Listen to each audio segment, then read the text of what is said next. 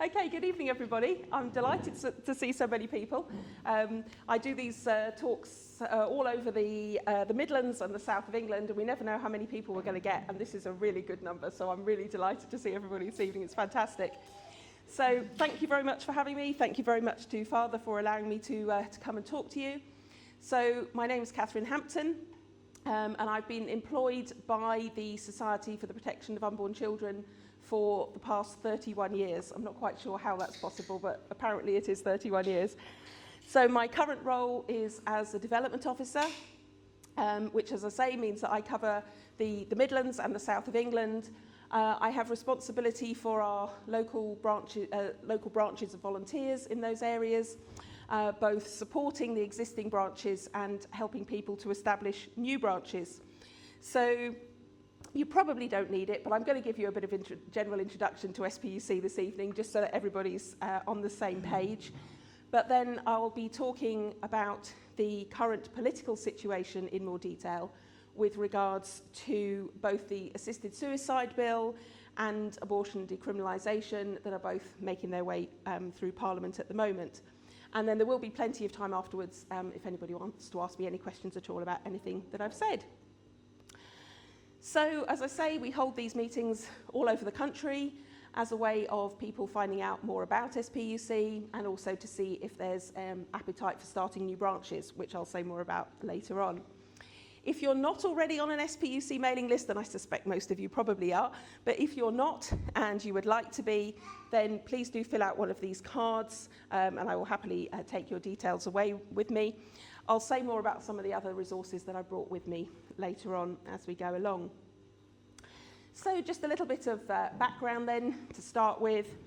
SPUC is the oldest pro-life campaigning and educational organisation anywhere in the world. The Society was founded back in January 1967 when we were fighting the abortion bill that was going through Parliament that became the Abortion Act of 1967. This is obviously a terrible law that has led to the destruction of well over 10 million unborn children, getting on, I think, now for 11 million unborn children, and the growth of a whole abortion industry. And today, SPUC continues to be at the forefront of the pro-life movement in this country. And I think what makes us unique is our grassroots supporters, our branches, and our members up and down the country, because very much a focus of our work is campaigning against abortion at a local level. Now, I'm sure you're not in any doubt, but just in case, SPUC's position is that every human life must be valued and protected from the very first moment of conception through until natural death. And that's why SPUC's remit has expanded over the past 50 plus years to cover a whole range of issues that involved direct threats to human life. And that's why SPUC campaigns against euthanasia and assisted suicide, and that's why so much of our time has been taken in the past year fighting the current assisted suicide bill. So SPUC is unashamedly a pro-life pressure group. As I say, that's where we started. And so much of our work involves inspiring and helping ordinary citizens to engage with politicians on pro-life issues. And we do that through providing briefings, through providing information on MPs' voting records on pro-life issues, and so on.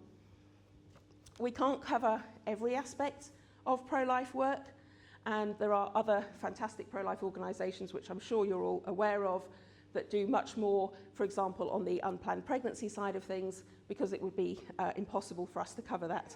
So if anybody comes to us for help and support that we're not able to support, if we can't, we will always refer them on to one of the other pro-life groups. We do have a sister organisation called ARCH that stands for Abortion Recovery Care Helpline. And as their name suggests, they have a telephone helpline where they take calls every day from women and from men who have had an abortion experience, and they're able to offer support and counselling. I do have some of the ARCH cards with me that have the helpline number on them, so if there's anybody who wants to take any of those away to leave them in an appropriate place, then please do so. SPUC does also have what's called the Alma Mater Fund, which is a fund for pregnant university students if they need help and support in order to carry on with their studies and continue with their pregnancy. And again, there are some Alma Mater cards there that have details on there. So again, please take those away if you can make use of them. So I'll move on then to talk about the current political situation. Despite intense political campaigning by all of the pro-life groups, and with great support from people in churches across the country, as you're all probably aware, during 1 week in June this year, there were 2 momentous votes in Parliament threatening human beings at both the beginning and the end of life. So MPs voted in favour of allowing terminally ill adults with 6 months or less to live to be provided with medication to commit suicide. And in that same week, MPs also voted in favour of women no longer being investigated or prosecuted for ending their own pregnancies at any stage up to birth and for any reason. So as I said at the start, I've worked for SPUC for 31 years, but I think that week was probably one of the hardest weeks that I've ever known in my time. But I want to talk about how we are fighting back against that. So if we take the abortion decriminalisation issue first. So on the 17th of June, MPs voted to expand our already horrific abortion laws even further. This happened because abortion advocates in Parliament hijacked the government's crime and policing bill by tabling amendments to remove abortion completely from the criminal law. So new clause 1, which was tabled by Tonia Antoniazzi MP, sought to change the criminal law so that no offence is committed by a woman acting in relation to her own pregnancy at any gestation. So this would mean that a woman who induces her own abortion at home using the abortion pills, or indeed by any method, at any stage of pregnancy, including just before birth, would not be committing a crime. And that was approved by the House of Commons by 379 votes to 137. Now, this amendment doesn't change the legal limit for accessing an abortion in an abortion clinic, but it is clear that the time limit will be changed, if this goes through, to the effect that it will not be unlawful for a woman to abort her pregnancy at any point. This is particularly concerning because of the change to the law that came about following the changes in 2020, which now allow women to be sent the abortion pills at home through the post to self-administer at home. And these pills by post abortions now are the most common method of abortion. In 2022, they accounted for 61% of the abortions that took place. 2022 is the most recent year that we have the abortion statistics because the government has suddenly become very unhappy about releasing them. So it's almost certainly higher now, but as I say, that's all we can be sure of, that in 2022 it was 61%.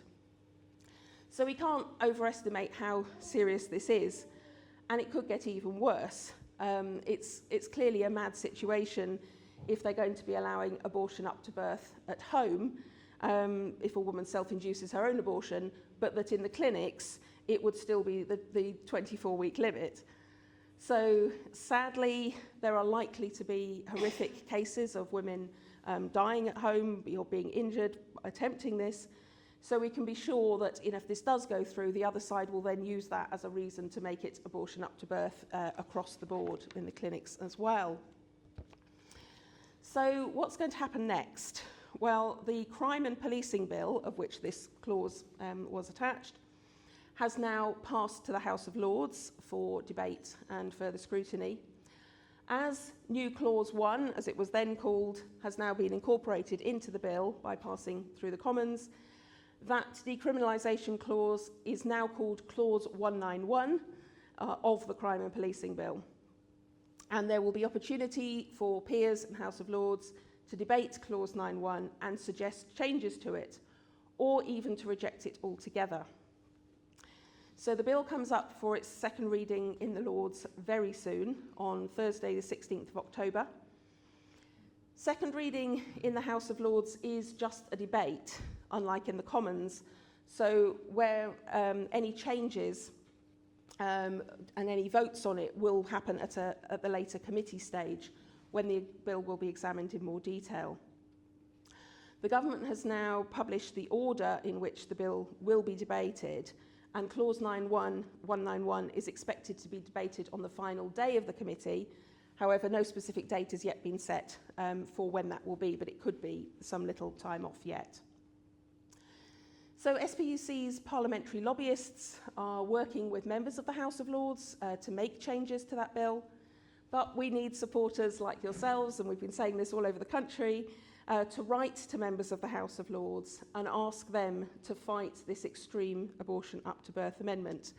And we have briefing materials to help you to do this. So there is a document called How to Write to Members of the House of Lords and a briefing on the bill itself.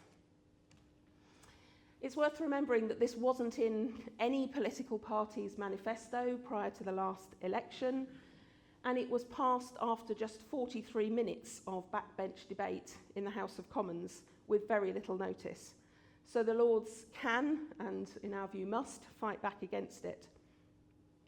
Many of our supporters up and down the country have already been writing to members of the House of Lords about the assisted suicide bill, which is wonderful, and many of you I'm sure will have probably done that.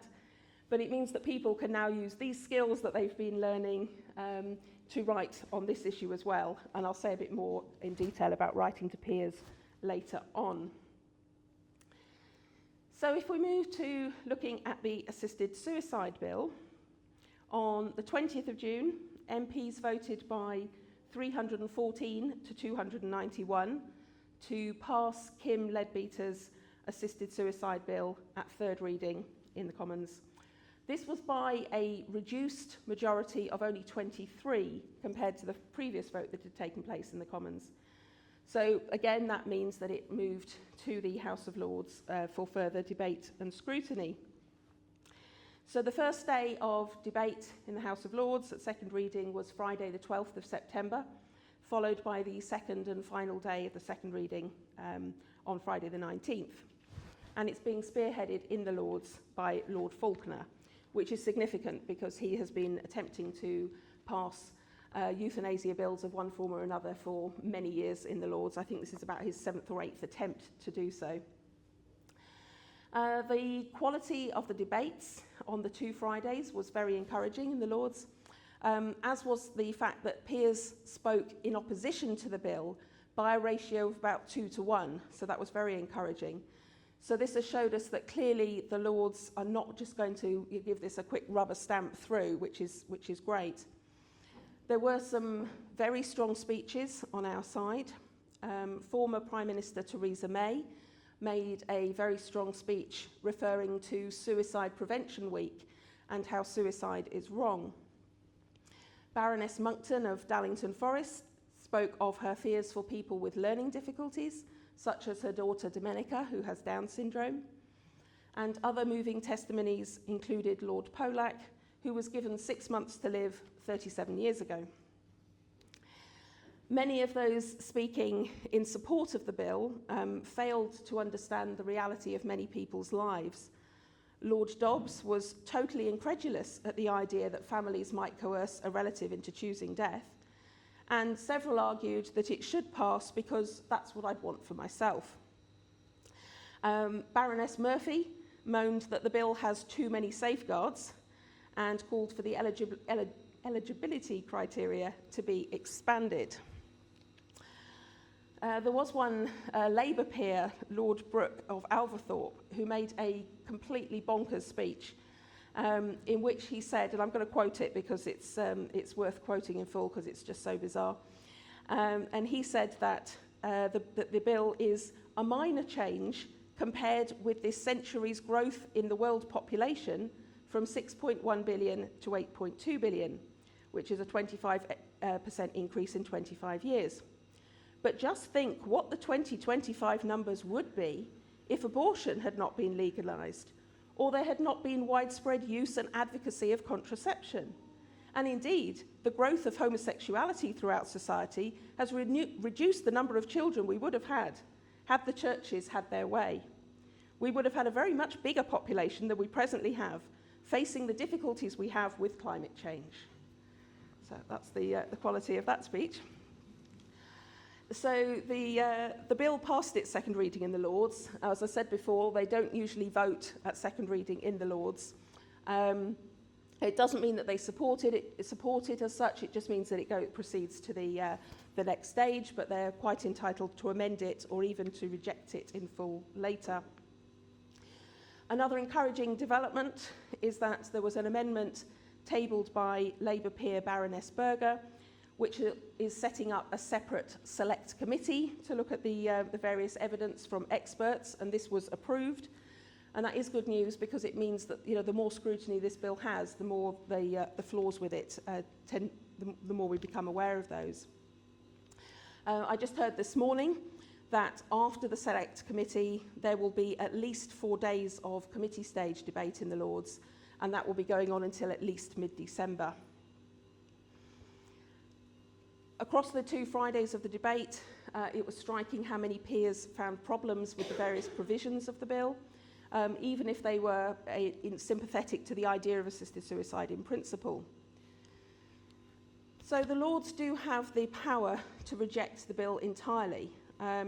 People on the other side have been saying, oh no, the House of Lords are just there to amend things. They can't reject the democratic will of the Commons. Their role is just to amend and revise.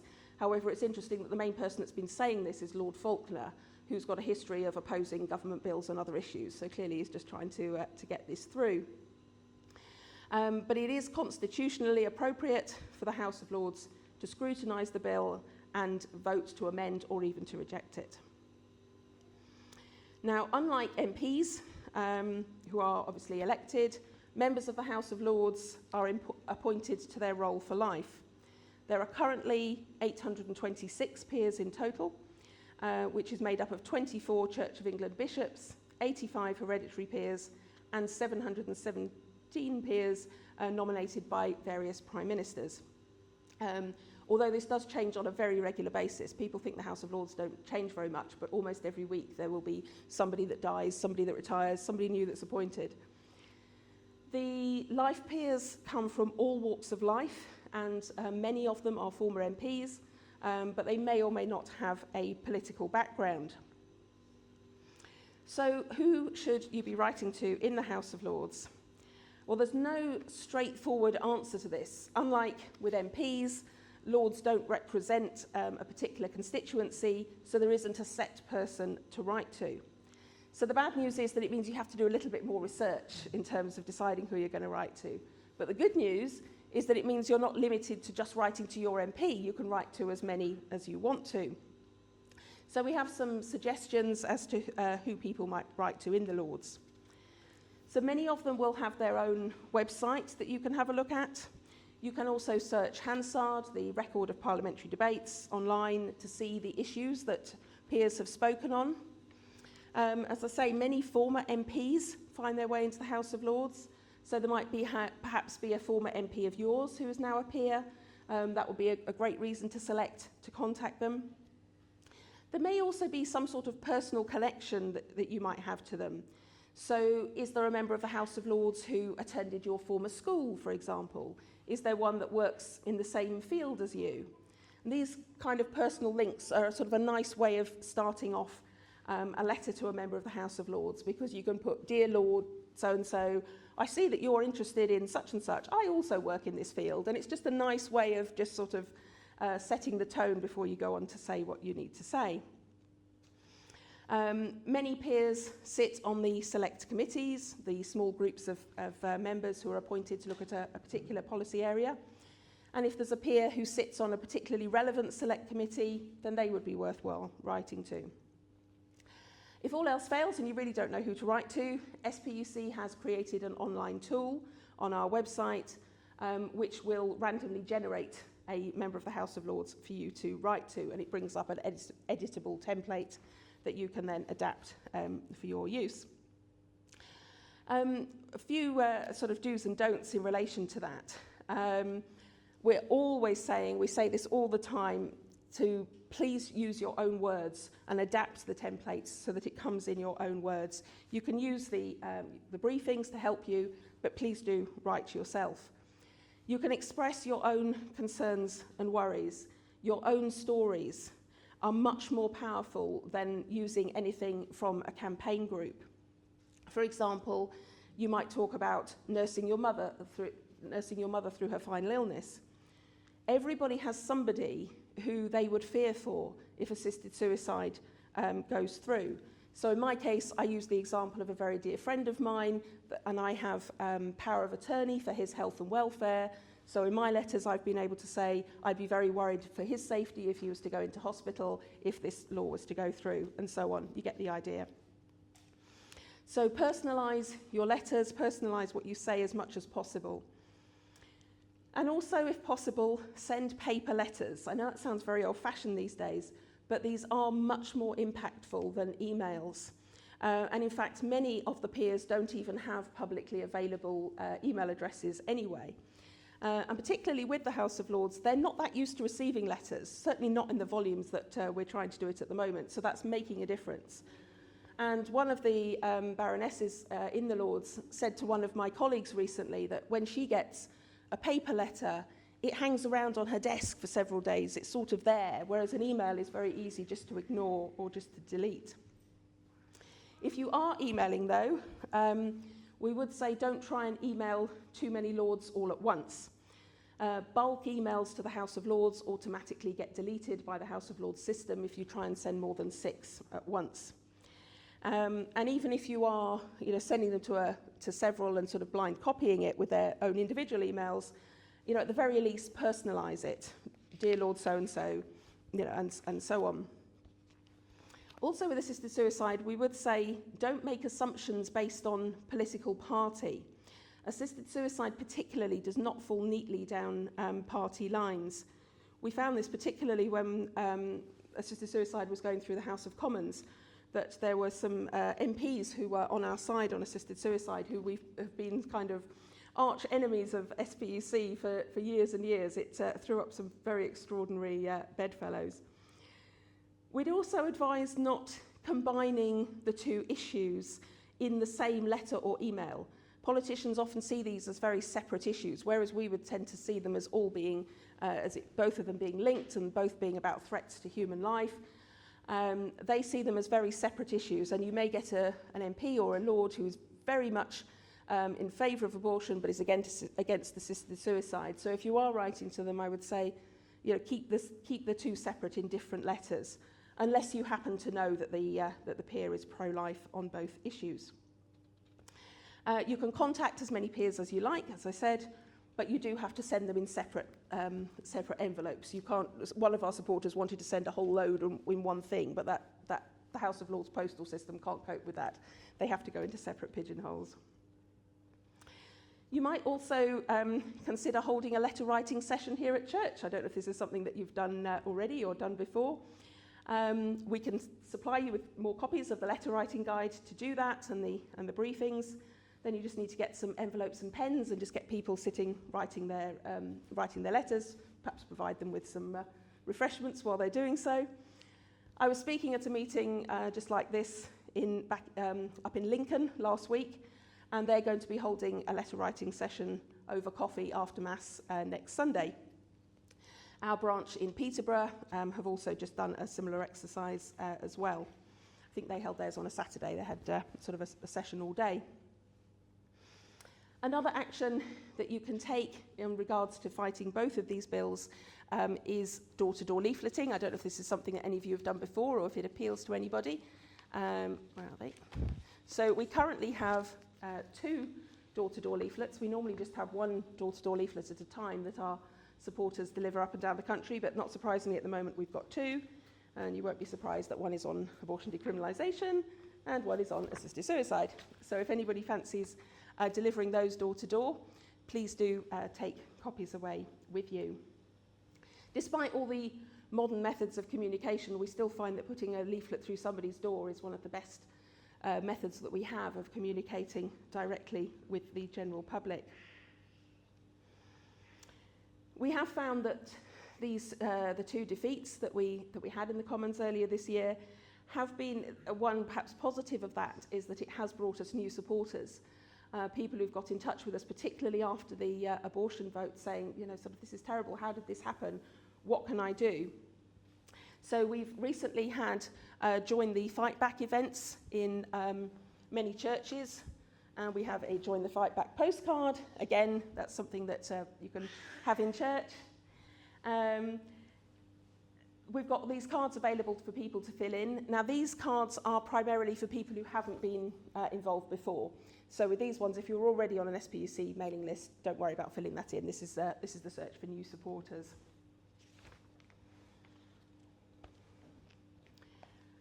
Alongside our political campaigning, the other main area that SPUC is involved in is education. We have trained speakers that go into secondary schools to give pro-life talks. And in fact, just last week, we employed another education officer to do this. We have a pro-life drama called Hear Me Out, which my colleagues take into secondary schools. And our idea is that we should educate society about the wonder of human development in the womb and the reality of abortion. And spreading that pro-life message is at the heart of SPUC's work. We also have an annual youth conference, as Helena knows very well, which is a residential weekend event. This takes place at the end of February, and this year's conference was the biggest ever, with 220 people taking part, which was very inspiring for us. And the young people have the opportunity to hear from a range of different speakers who give them talks containing factual information, personal testimony, and pro-life activities that they can get involved in going forwards. SPUC is not officially a religious organisation. However, the reality, of course, is that the vast majority of our supporters, like yourselves, come from a faith perspective. And so we do encourage our members who believe in the power of prayer to pray for an end to abortion, and of course at the moment to pray that the assisted suicide bill will be defeated. Sometimes supporters say to me at meetings like this, oh, there's not very much I can do, all I can do is pray. But actually, if you believe in the power of prayer, isn't that actually the most important thing that you can do? There really is something that everybody can do to support the pro-life movement. So as I said right at the start, SPUC is a grassroots organisation, and our network of supporters up and down the country are our greatest asset. SPUC branches can make a real impact in a local area, spreading the pro-life message in that particular place, and also for the mutual support of the pro-lifers in that group, helping them to feel less isolated. And all the current activity, the current political activity that's going on at the moment, has shown that the need for more local branches is greater than ever. I can say more about branches if people want me to, but I do want to give you some time to ask me any questions about anything that I've said. So thank you very much for listening to me.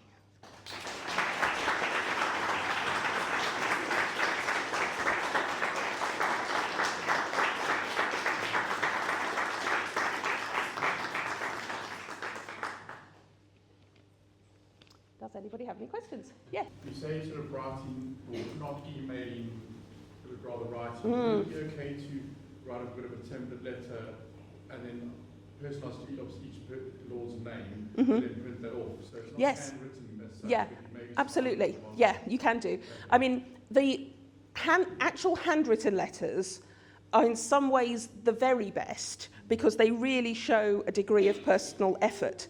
But obviously your handwriting has to be very legible to do that. And these days, none of us are used to actually writing anything. So yes, by all means, type a letter, and it can be very similar to all the lords. But if you've just put something in it that personalises it to that one, then that's... But the bulk of your letter can be the same that you send to all of them. But just put them in a different envelope. It does mean you've got to put a stamp on each of them. But I did meet a supporter actually at our national conference a couple of weeks ago. And he's between jobs at the moment, he said, and he's actually written to 100 members of the House of Lords in that time. He thought he'd make good use of the time that he had available, and he's written to 100 Lords, which was very impressive. So there's a challenge for you. Yes, Father. So, what were the arguments for in favour of abortion at home? Because it seems pretty obvious that's very dangerous. It is. I mean, it went through so quickly that I think a lot of the MPs just really had little idea what they were voting for. I know that sounds bizarre, but if you think back, we only had the election the general election in July last year. It seems like an awful lot, so much has happened since then, it seems longer ago. But a lot of those MPs were brand new at that stage. You know, Labour came in with a bigger majority than anybody was expecting. A lot of those MPs weren't actually expecting to find themselves MPs. You know, they got voted in and it was sort of like, oh, hang on, where's my office? What do I do? You know, and they're still, you know, even a year on, are still kind of finding their feet and working out what they do and how things work. And you know, when you're told, oh, women are being prosecuted for abortions, we've got to stop them being prosecuted, we need to take this out of the criminal law, they just sort of were swept along by it without realising what it was they were voting for. And they were being told, oh, this doesn't change the law on abortion, it's just that women won't be prosecuted anymore. And they're still trying to deny that it would allow abortion up to birth. But if a woman is no longer going to be prosecuted for carrying out her own abortion, then she can do that up to birth. You know, but they're trying to deny that and saying, oh, the 24-week limit is still there. Well, it is still there if you're going through the clinic, but if a woman is at home and she can no longer be prosecuted, there will be no investigation as to what stage she carries out that abortion. And the only reason that there have been more attempted prosecutions of women in the last few years is because of the pills by post policy. Before we had pills by post that came in March 2020 in response to the COVID situation, women were then for the first time allowed to take both abortion pills at home. Up until then they had to go to the clinic for at least one of the pills. But when the COVID situation started, the government decided that to stop women catching COVID by going to the abortion clinic, they would be sent abortion pills through the post. And then in 2022, that became permanent policy, so that now the most common procedure, the standard procedure, is that the women are sent the pills through the post without ever seeing a medical practitioner, which has meant that problems have arisen with that. There have then been cases of women aborting later on in pregnancy, and that's why there have been more criminal investigations and more women facing prosecution. But they're now using that as a reason why abortion should be taken out of the criminal prosecution system in order for these poor women not to be prosecuted for carrying out late abortions. So they're using the policy which they championed as a way of now calling for the decriminalisation of abortion completely. So that's how we got to where we are now, fortunately. It's really all deliberately done. Yeah. Yes. They've been campaigning for this for years. They've been campaigning for this for years, and they were able to manipulate the COVID situation very nicely for their ends in order to call for this. Yeah, this wasn't something that suddenly happened. They'd been calling for it for many years, and that was the ideal opportunity for them to be able to do that. Yeah, it's horrific, really, and I think there's going to be a lot more that's going to come out, I think, as time goes on. With women doing this at home, because it's just horrendous. I mean, obviously every abortion is horrendous, but the fact that women are then doing this at home without any medical supervision is just beyond belief, really. Are there any statistics on the increase in psychological trauma associated? Yeah, I mean, again, it's difficult because those sort of things aren't being recorded. What we have had is various freedom of information requests to ambulance services and accident and emergency services on the number of women, being taken to hospital, and that's something that we keep trying to do. There's a pro-life campaigner called Kevin Duffy, and he's been doing a lot of investigations on that. But it's trying to get that information and collate it in a sort of sensible way, because obviously the government's not going to tell us that. They haven't even given us the abortion statistics for the last few years. Normally it's a year or two behind that you get the statistics, but at the moment, as I say, 2022 is the most common one, and we're already 2025, so where's 2023 and 2024? We keep being told, oh, it's difficult to collect the data and blah, blah, blah, so it's difficult to, to collect all these things. And one of the the issues that we've been aware of for a long time is the fact that if a woman has an abortion, it doesn't go on her medical record. So you can have an abortion through a clinic and it's not, you know, your GP doesn't know you've had it, which again makes analysing data much harder. So a lot of when we're doing studies on abortion, a lot of the time we're relying on data from other countries where the data collection is better than in this country. It's because it's, yeah, again, it's, you know, just from a health point of view, it's mad that it's not on your record. So you could have problems in later life from something and your GP doesn't even know you had an abortion. It's, you know, it's crazy. Yes. For the assisted dying bill, I assume most people who are in favour of it don't regard it as suicide, because most people think it's suicide wrong. So should the focus of the letters potentially be more on tying in the fact that it is suicide, or more that assisted dying? Yeah, they hate us calling it. They hate us calling it assisted suicide. And Danny Kruger, the MP who's just defected to Reform just in the last couple of weeks, when it was in the committee stage in the Commons, he was the main MP opposing it on that committee, and he kept calling it suicide, and Kim Leadbeater kept getting cross with him because it's not suicide. And but it absolutely is suicide, because one of the things they've got to do with that bill is it's requiring them to amend the Suicide Act in order to make the assisted dying legal. So it is, you know, assisted suicide. You're giving people a substance as yet undefined. That's something else I can say something about. You're giving somebody a substance to take in order to end their life. Well, if that's not assisting somebody to commit suicide, then I don't know what is. Yeah, that's one of the problems with it. Is there's many problems with the bill, and a lot of it isn't clearly defined. And one of the things that hasn't been clearly defined is what this magic substance is that people are supposed to be provided with in order to end their lives. Because it just says that doctors would have to provide a substance.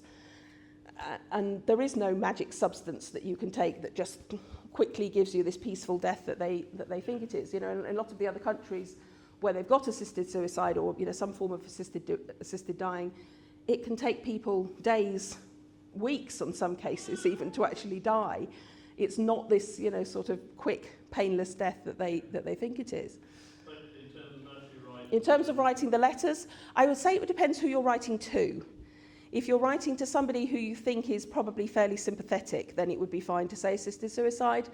You could point out why you think it is assisted suicide in the letter. But yes, you know, theoretically the bill is terminally ill adults end of life bill.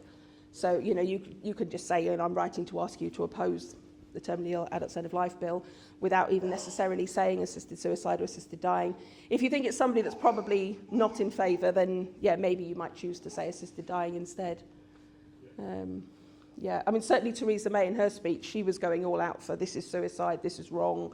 You know, we spend all this money trying to stop people committing suicide because we believe it's not a good thing to do. And this is totally, you know, going against that. So she was very, very clear about it being suicide. The angle, because it's going to hit, the first way it's going to hit old people, obviously, and the mentally ill, or the disabled. Yeah, yes. Is that a good angle? Yeah, I think also, and drawing attention to what's happened in other countries, particularly Canada, which has a very similar to law and is a sort of similar country to here. When was it? I've lost track. It was last year or the year before, but we had. No, it was last year. We had a speaker from Canada at a number of our conferences who was talking about he was from Canada and talking about the impact of their medical assistance in dying arrangements that they have there, which only came in 2016. But he outlined the extent to which it's moved on from that, you know, from what the original law.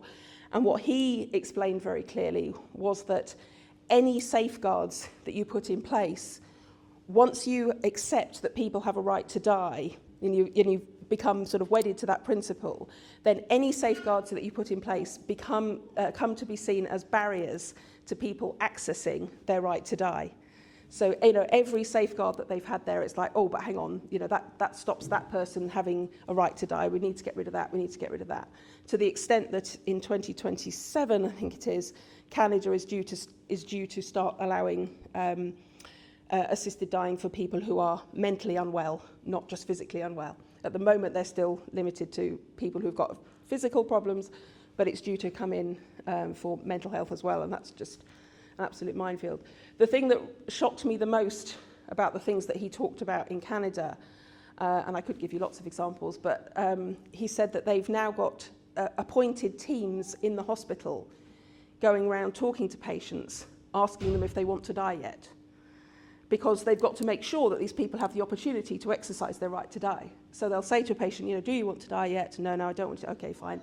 And then they'll come back again, however long later it is, to make sure they haven't changed their mind, because they need to exercise their right, you know, have the opportunity to exercise their right to die. And I just found that really chilling, because I was just thinking of NHS hospitals and an appointed team going around an NHS hospital and asking you if you want to die yet. You can imagine a lot of people saying yes. So, yeah. Yeah, scary stuff. Yeah. So is there any movement to kind of ask more healthcare professionals of how they would feel like Yeah. they have to assist somebody?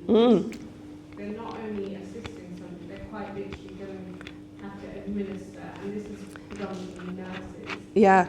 because that's predominantly Yeah. giving the drug. Yeah. That you're going to go against every kind of instinct in your body Of saving lives. I know it's a really interesting question with the medical profession, because in the last few months, because we've been campaigning about this, I've been speaking at a lot of meetings where there have been doctors speaking as well. And there was one that it was a couple of them actually. There was one I attended in, where was I? Rochester in Kent. And there was a doctor speaking at that meeting who works with people sort of at the end of life. And somebody said to him, oh, what do your colleagues think about this? And he said, well, to be honest, he said, they're so busy being doctors and working, you know, 80 hours a week or however long it is that doctors work. He said a lot of them aren't really even aware that this is happening, because he said they're not following politics as closely as you are. He said they're busy being doctors. And he said they're almost going to wake up one day and find this has happened and think, how has this happened? And I found that extraordinary when he said it. But since then, you know, I've spoken to other doctors in other places, and they've been confirming the same thing, that there are a lot of doctors who aren't aware of this. So one of the things we were doing over the summer, before it got to the House of Lords, we were encouraging people to write to their GP to say, if this comes in, I want it known that I'm not in favour of this. And this partly was obviously to get that put onto their medical record.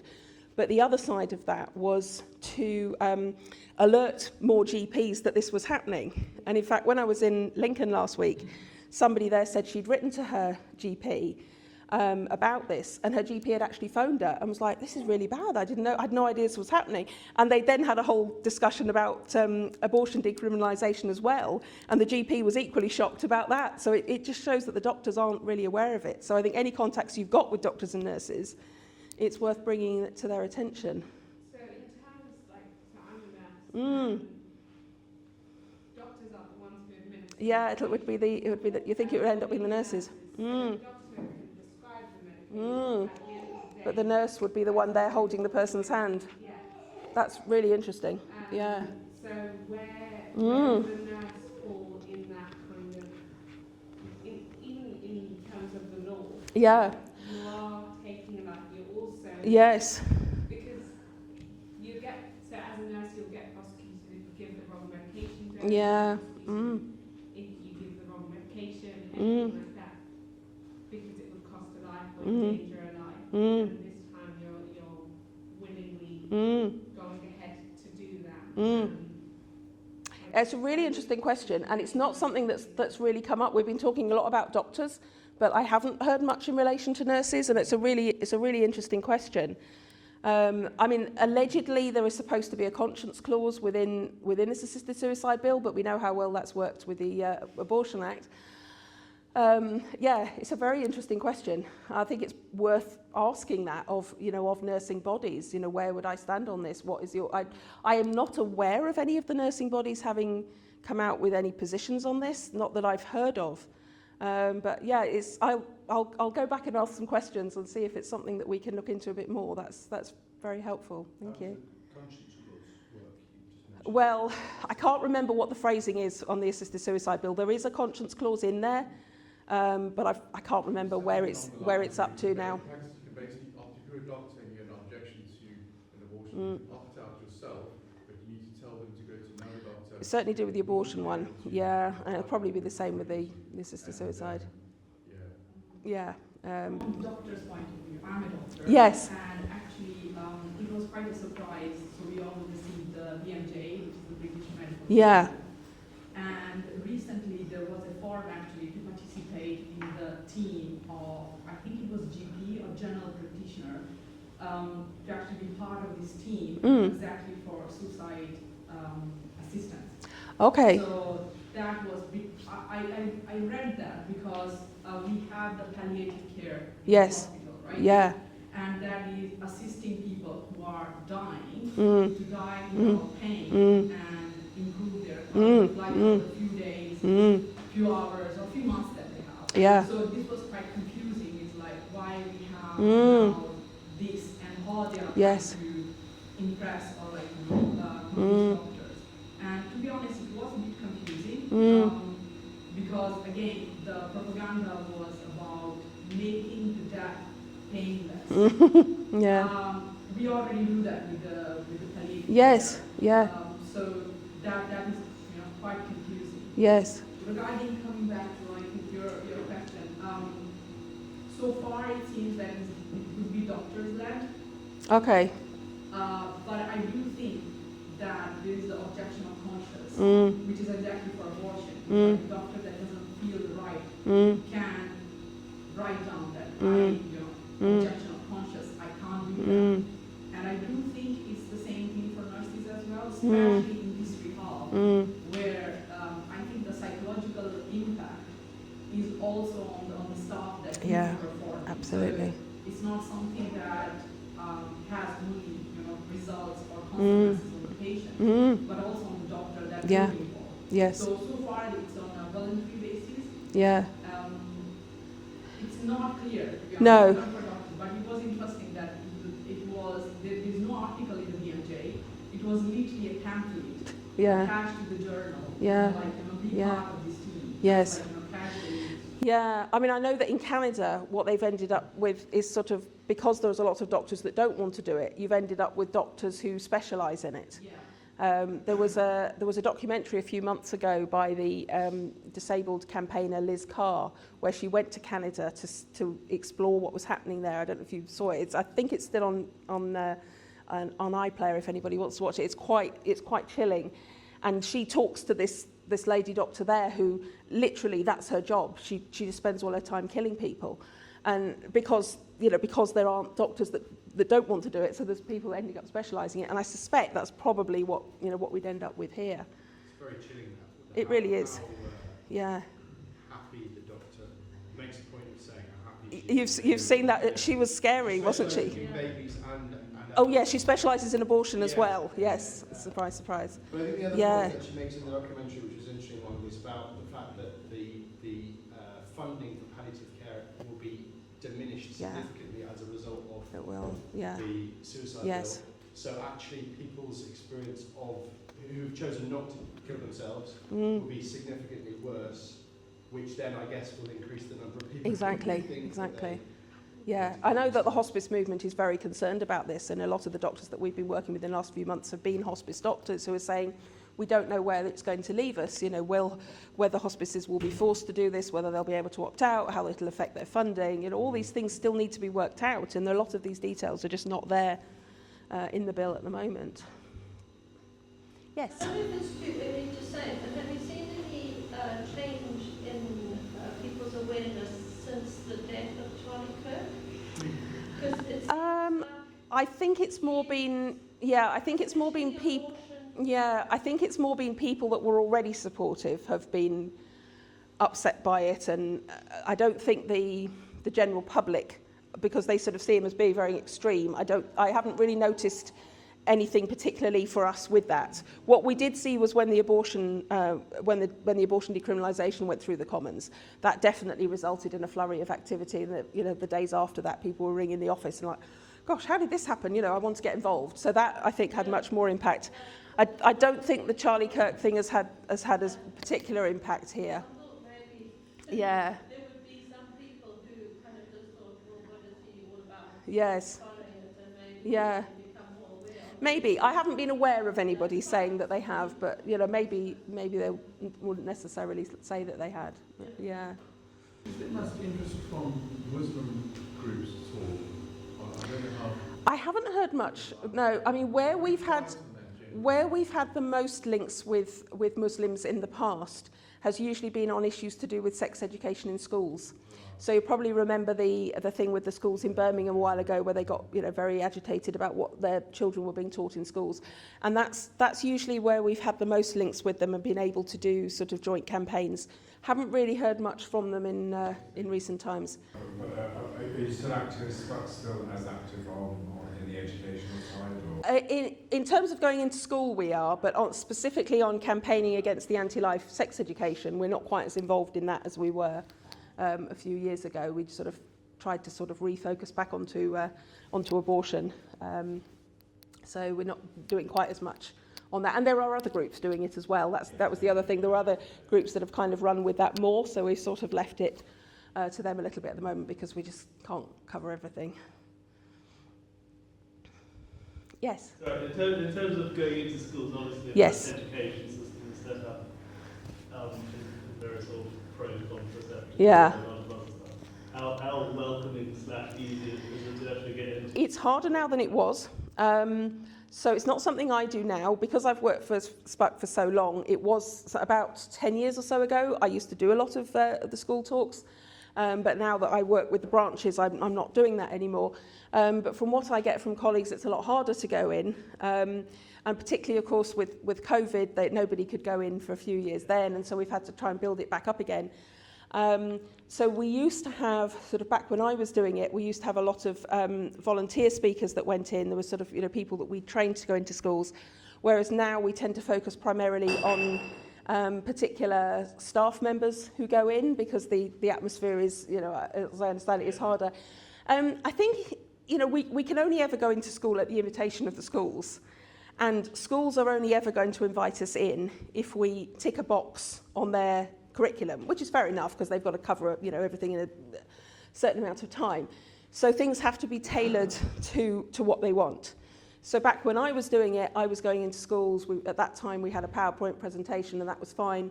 Now schools demand something much more interactive, which is why now, as I say, we've got this pro-life drama that they take in that tells a story of a pregnancy and from various angles and so on.